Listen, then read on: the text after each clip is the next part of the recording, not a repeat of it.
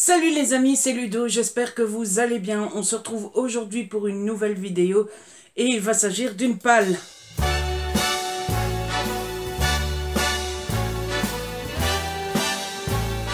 Avant de commencer, petite précision, je suis désolée si la luminosité n'est pas terrible, mais ça fait 4 jours qu'il fait très mauvais, qu'il fait très noir, qu'il fasse matin, après-midi ou soir, c'est la même chose. Du coup, je suis bien obligée de vous tourner la vidéo à un moment ou à un autre. J'ai allumé la lumière du plafonnier et je ferai ce que je peux au montage. Mais désolé s'il fait un petit peu sombre. Aujourd'hui, on se retrouve pourquoi? On se retrouve pour la palle, pour le challenge de Black November que organise mon amie Séverine. Alors, c'est un challenge qui m'attire beaucoup et que j'avais déjà tenté l'année passée. On passera sous silence le fait que je n'ai lu qu'un seul livre sur tout ce qui était prévu.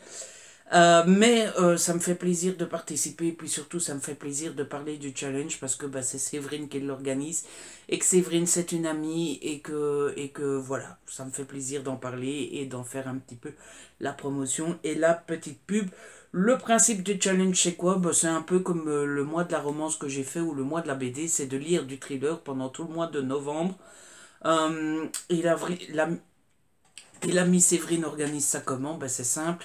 Il y a 5 semaines dans le mois de septembre, il me semble. Que je ne dise pas de bêtises. 1, 2, 3, 4, 5. Il y a 5 semaines dans le mois de novembre. Et pour les 5 semaines, elle propose une petite consigne dans laquelle on doit choisir un livre qui correspond à la consigne. Bref, je crois que j'ai été assez clair, assez compréhensible, hein, c'est pas très compliqué à expliquer et on va passer à la première consigne. C'est pour la semaine du 1 au 4 novembre et c'est de lire des thrillers de moins de 300 pages. Moi j'en ai trouvé deux. Tout d'abord j'ai trouvé Le Zoo de Jean Phillips aux éditions 10-18. Que j'ai acheté assez récemment. C'est un livre qui me fait énormément envie depuis sa sortie grand format, puisqu'il était sorti chez Robert Laffont dans la collection La Bête Noire. Apparemment, j'ai pas très bien, je ne me souviens plus très bien de l'histoire. Quand je l'ai vu en format poche, j'ai pas hésité, j'ai sauté dessus. Mais si je me souviens bien, il va s'agir de l'histoire d'une mère d'une mère avec son fils dans un zoo et il va se passer quelque chose et ça va être un espèce de petit huis clos dans le zoo. Ça m'attire énormément. Surtout le côté huis clos. Moi, je me rends compte que j'aime beaucoup les thrillers qui se passent dans un huis clos, genre sur un bateau, dans un espace assez fermé où il n'y a pas 46 000 possibilités et 46 000 suspect. Et en général, quand c'est des histoires qui se passent comme ça, c'est très psychologique et très pesant, etc. Et je me rends compte que j'aime beaucoup ça et c'est pour ça que j'ai choisi celui-ci. Et ensuite, je me suis pris In the Cut de Susanna Moore aux éditions Archipel dans la collection Poche, donc dans Archipoche. Ici, dans cette histoire, on va suivre l'histoire de Fiona qui est professeure et qui sort boire un verre avec un de ses élèves dans un petit pub un petit peu glauque et compagnie. Ce qui me parle déjà beaucoup, c'est pourquoi est-ce qu'elle va boire un verre avec un de ses élèves. Enfin, pour moi, un prof ne va pas boire avec ses élèves. Mais bon, ne jugeons pas avant de savoir. Et alors qu'elle boit un verre avec son élève, elle va croiser le chemin d'une jeune femme rousse qui est en train de faire des choses pas très correctes en public avec un homme inconnu. Enfin, la femme est inconnue aussi, mais bref. Quelques jours plus tard, la femme rose va être retrouvée morte et Fiona va se retrouver étant la dernière témoin à avoir vu cette femme rose vivante. Voilà. Et elle va, à mon avis, être prise dans cet engrenage de je n'ai fait que passer par là à ce moment-là au mauvais moment, mais ça va me retomber dessus, donc je suis très curieux de comment ça va se dérouler et de ce qui va se passer pour notre amie Fiona. On passe à la deuxième consigne pour la semaine du 5 au 11 et c'est lire des thrillers avec un seul mot dans le titre. J'en ai deux à nouveau. Tout d'abord, j'ai Territoire d'Olivier Norek aux éditions Pocket. J'ai pris ce livre-là parce qu'il fait aussi partie de l'autre challenge, le Cocooning automnal, pardon, qui se déroule du 20 septembre au 20 décembre. On est déjà le 20 octobre et je n'ai lu qu'un seul livre, tout va bien. Mais du coup, je peux faire une pierre deux coups. Et pourquoi j'ai choisi ce livre-là, je vous le dis à chaque vidéo. C'est toujours la même rengaine. Il y a bien un moment où Olivier Norek va sortir un nouveau roman. Je pressens, je ne sais pas pourquoi, mais je pressens depuis le début que son prochain roman sera une nouvelle aventure avec l'inspecteur Coste. Et donc, comme j'avais adoré Code 93, Code 93 pour mes amis français, j'ai très envie de découvrir Territoire et Surtension et j'aimerais bien les lire avant que le prochain sorte. Donc, bah, il est grand temps que j'avance et il est grand temps que je lise celui-là. Celui-là, c'est sûr et certain que je le lirai parce que j'en ai marre. Ça fait des mois et des mois que je dis que je vais les lire. Il est grand temps de le lire. Nom du Dieu. Et le deuxième roman avec un seul mot dans le titre, c'est un SP que j'ai reçu. Il s'agit de Torrent de Christian Carayon aux éditions Fleuve, qui est très joli. Je ne sais pas vous, mais moi j'adore. Enfin, je vous ai déjà parlé du travail remarquable que fait les éditions Fleuve sur leurs livres. Et donc, bah voilà, il n'y a qu'un seul mot, et c'est Torrent. Je pense qu'on est plusieurs et pas mal à lire ce livre-là. Ça se passe dans les années 84. Des morceaux de corps humain sont découverts dans une rivière qui dévale la ville de Fontmille. Voilà, j'ai pas lu le reste de l'histoire, mais bon, ça commence bien, quoi. Des morceaux de corps humain qui sont découverts dans une rivière, je pense qu'il y a moyen de passer un bon moment. Oui, on est complètement fou, hein. Je pense que quand on aime les thrillers, on est un petit peu... Oh, des morceaux de corps humain dans une rivière, mais quelle bonne idée! Allez, allons-y! Wouhou! On va passer un bon moment! C'est tout pour cette deuxième consigne. On passe à la troisième, donnée par le professeur Séverine. Lire des trailers qu'il se passe en Amérique du Nord. Alors le premier que j'ai choisi, je ne suis absolument pas sûr que ça se passe en Amérique du Nord. Je crois que c'est plutôt en Angleterre. Mais dans le doute, je l'ai mis.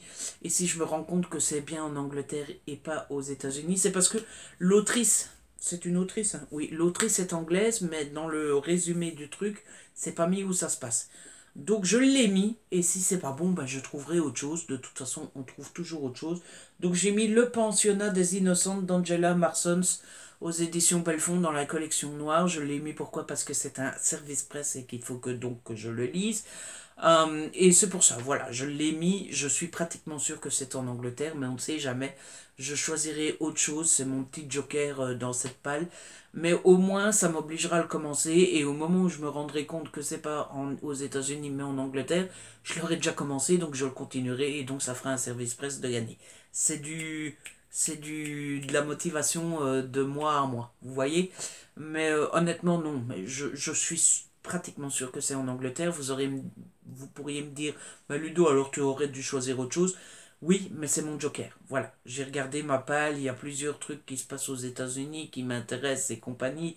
J'hésitais et compagnie, je me suis dit, je me déciderai euh, plus tard. Et en entendant, je me suis là, comme ça, ben, ça me motive à lire celui-là. Vous voyez, comme quoi je suis parfois un petit peu... Ah oui, non, mais vous avez le droit de le dire, les amis, vous savez. De toute façon, je le sais. Donc, hein, vous avez le droit de le dire, hein. Et le deuxième, pour le coup, là, je suis sûr que c'est aux États-Unis, c'est La Mère Parfaite d'Amy Molloy aux éditions Les Escales dans la collection noire. C'est aussi un service presse que j'ai reçu, mais celui-là, je l'ai reçu très récemment. Et ça m'attire énormément. Ça me fait penser au livre de Gillian Macmillan, là. euh, Ne pars pas sans moi avec ce petit garçon dans la forêt qui disparaît, etc. J'ai l'impression que c'est un peu ça. Ça va être une mère qui est considérée comme parfaite, mais il va se passer quelque chose avec un de ses enfants et du coup, bah, elle va être considérée comme beaucoup moins parfaite. Ça m'intéresse énormément et je suis très curieux de le lire. Je l'ai reçu très récemment, mais pour le coup, je vais pas le faire traîner. Surtout que j'aime beaucoup les thrillers de la maison d'édition Les Escales. Euh, enfin, en tout cas, ceux qui se passent aux États-Unis, parce que Les Escales font beaucoup de thrillers en Afrique, oui, en Afrique. et compagnie, ça m'intéresse un peu moins. Moi, dans les thrillers, je sais pas, je suis un petit peu borné, mais j'aime bien quand ça se passe en France ou aux États-Unis. Il faudrait peut-être que je découvre autre chose, mais c'est un autre débat. Bref, j'aime beaucoup les thrillers, les escales. Je l'ai reçu assez récemment et donc j'ai très envie de le lire. Et donc, The Black November tombe au bon moment pour pouvoir lire ce livre-là. On passe à une autre consigne du coup. Il en reste deux. La semaine du 19 au 25, c'est lire des autrices françaises. Du coup, je me suis mis devant ma palle. J'avais pas de SP d'autrice française en thriller. Du coup, je me suis mis devant ma palle personnelle. Et je suis tombé sur Karine Guiebel, Juste une ombre aux éditions Pocket. Pour dire toute la vérité, j'ai failli mettre Meurtre pour rédemption. Mais je sais très bien que je ne le lirai pas. J'ai trop de choses à lire pour le moment. Et du coup, je me suis dit, c'est con de le mettre dans la palle en sachant très bien qu'on ne le lira pas. Du coup, je me suis mis celui-là qui est plus court, mais quand même, ça fait quand même une belle bricasse, c'est 600 pages. Mais c'est du Karine Guiebel, j'en ai lu 2, 4 de cette autrice, 4 qui étaient des petits pavés, et ça se lit et extrêmement vite.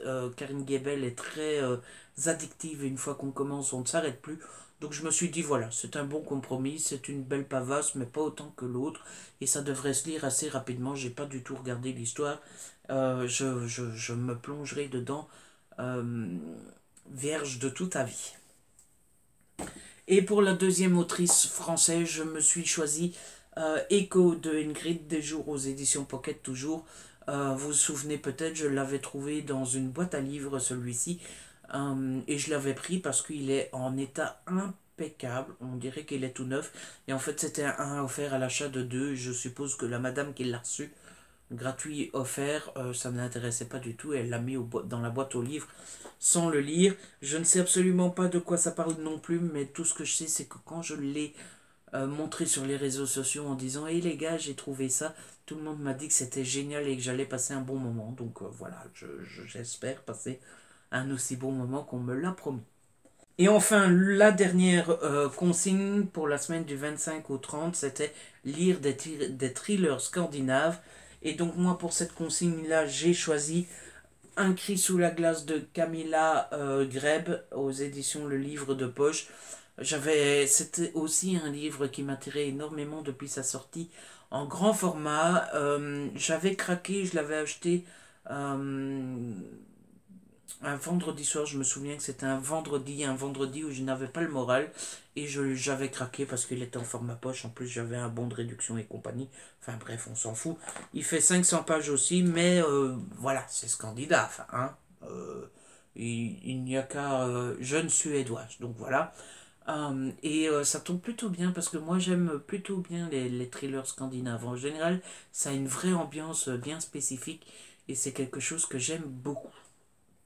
Et enfin, le tout dernier livre de cette vidéo pour le thriller scandinave, je me suis préparé Millennium 5, La fille qui rendait coup pour coup de David Lagercrantz aux éditions Actes Noir dans la collection Actes Sud, ou le contraire, Actes Sud, Actes Noir, enfin bref, on ne sait jamais. Je suis un grand fan des livres Millennium. J'avais adoré les trois premiers qui étaient de Stieg Larsson. Le quatrième est très bon aussi si vous vous posez la question. Moi je trouve que David Lagercrantz est très fidèle à Stieg Larsson et donc ben, je me suis prévu le cinquième qui est beaucoup plus court que le quatrième puisqu'il ne fait que 399 pages. Mais voilà, j'adore vraiment beaucoup cette saga. Dans celui-ci, il me semble qu'on va s'attaquer. Ah non, c'était dans le 4 les trucs. Oui, non, je ne sais pas de quoi parle ce 5 là non plus. Mais j'y vais les yeux fermés parce que je sais d'office et d'avance. Bien voilà, c'était ma palle pour ce Black November. J'espère que je passerai un bon moment avec tous ces livres-là. Normalement, oui. En tout cas, ils me donnent tous très envie. Si ça vous intéresse de participer au projet, hein, au challenge, je vous le conseille. En tout cas, c'est toujours très amusant. Et puis, Séverine est une personne très géniale. Hein. Je vous mets tout ce qu'il faut pour savoir tout dans la barre d'infos. Donc, je vous mets le lien vers la vidéo ou les vidéos de Séverine. Il me semble qu'elle en a fait deux. Vers le groupe Facebook et compagnie. Enfin, bref, tout comme d'habitude, quoi. C'est la fin de cette vidéo, j'espère qu'elle vous a plu. Si c'est le cas, n'hésitez pas à la liker, à la partager. N'hésitez pas à me laisser un petit commentaire. On se retrouve très vite pour une nouvelle vidéo.